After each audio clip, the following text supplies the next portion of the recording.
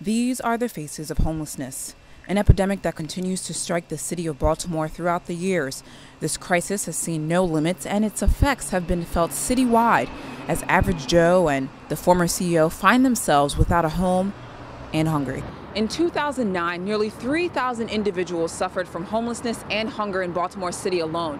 Since then, and the economic downturn, that number has increased by 20%, with nearly 4,000 individuals, families, children, and the elderly suffering from homelessness. Here at United Way, organizers have teamed up with the city to decrease those numbers and to combat the effects of the recession. So I think with the economy in particular, we're seeing people who have lost their jobs. So then their housing becomes unstable. They may lose their housing. We're seeing, as we touched on earlier, many more families who have become homeless. The shelters historically over the past few years have been full, so the families are trying to find a place to go. So we're seeing more doubling up. They're staying with friends, they're staying with families.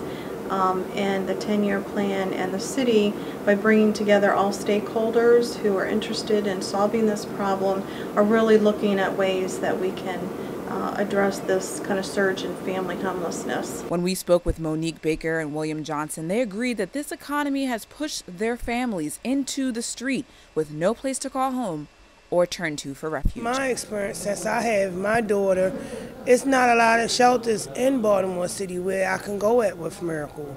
And the shelters that they do have for women and children, they basically force a waiting list.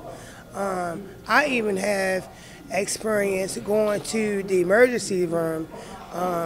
If it's cold, they won't put you out the emergency room. Like these emergency rooms, Catholic Charities and Our Daily Bread works with families like Monique and William to get them back on their feet, nourishing their mind, body, and soul through employment centers, meal programs, and shelters. Their work doesn't go unnoticed in this community, and it is only through the efforts of volunteers like Joe Jeppy that people soon find a place to call home, and she and others remain grateful to provide that gift. And I'm very, very grateful. I feel very humbled, and it's very important to me. I feel grateful for a shower at night. There are people that cannot do that. So I'm willing to do anything to make them happy, even if it's just for a minute. What remains unknown is when volunteers like Joe won't be needed anymore to put smiles on faces or to provide a hot meal. But for now, hope is still alive. Reporting for The Echo, Beairshelle Tity.